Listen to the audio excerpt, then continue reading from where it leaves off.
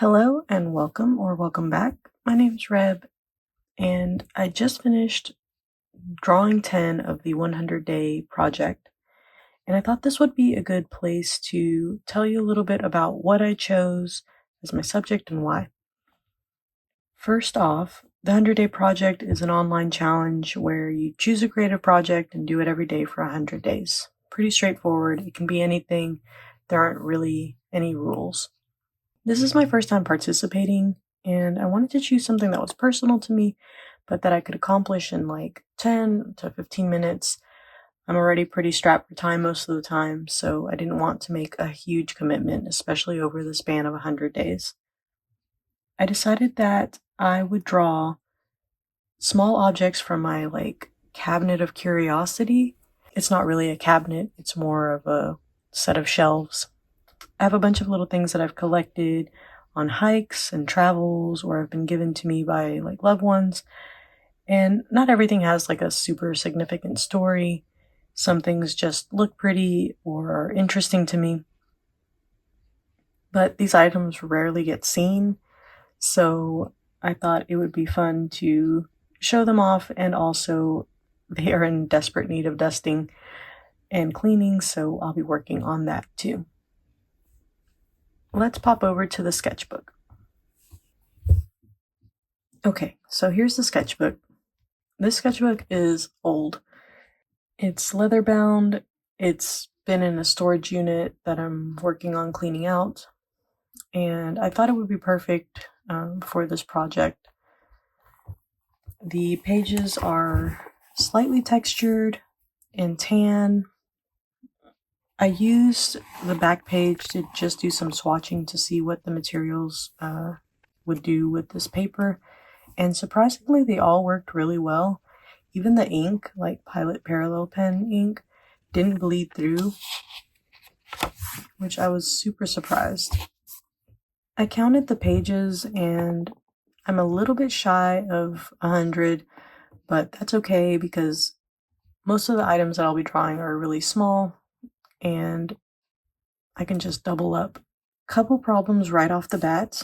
One, the texture I think is going to be a little bit of a challenge for getting any detail, but that being said, because I only want to spend 10 minutes or so working on these drawings, I think that's honestly going to be kind of a blessing in disguise. I think it'll kind of discourage me from trying to get too caught up in the little tiny details. The second problem is that this sketchbook does not lay flat, not even a little bit. It's impossible to get it to lay flat. I had a little bit of a temporary solution. You'll see that in a moment. But I did end up buying some bulldog clips. And let me tell you guys, I was not prepared. The way that I snorted when I pulled this out of the box, I don't know. I swear I read the description. I was not expecting it to be this big. Insert your "that's what she said" jokes. That being said, it worked perfectly. It's huge, but yeah, it actually ended up working out pretty well. So anyways, on to the drawings. So I decided to call this project 100 cosillas en 100 días, which just means 100 little things in 100 days. The first drawing is of a slice of a geode. I don't know specifically too much about some of the things that are in my collection. One, either because they didn't have much of a description when I got them, or because I found them, literally found them. So this one, I bought, obviously it's polished and everything, so. But I really liked the kind of texture that I got with the oil pastels. I was trying to figure out the best way to capture the kind of druzy center of it, and I ended up using a white pen for that, and I think it came out pretty good. The next one is a tiny beaker. I got this one at an estate sale that was full of like weird medical supplies. I don't know, but I thought that the little beaker and a couple other little small glass medical equipment that I bought were really cute.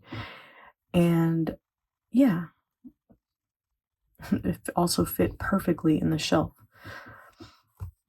This one here, sorry if it's a little gruesome. It is an alligator paw, a real alligator paw. I did find it, but not in the wild. I actually found this at a gas station in Louisiana. It clearly was part of like a keychain or something like that, because it's got a little hole drilled on the end of it. So yeah, I did not wrangle an alligator and take its paw. This one here is a piece of petrified wood. I got this on a trip to Colorado. Not a huge significant story about it, but it's pretty neat because it's got kind of like a little bit of sparkle to it. These bullet casings or shells, sorry, I don't know too much about weaponry, but I found all of these on hikes in different places. This one is actually really old. I know that it's like for like a gunpowder type gun instead of a, modern day gun.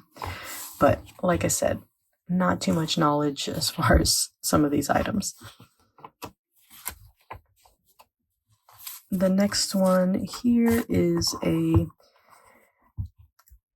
I don't know specifically what these are called because I've been given a lot of different names, but I've heard Japanese June beetle or Japanese beetle and green June beetle.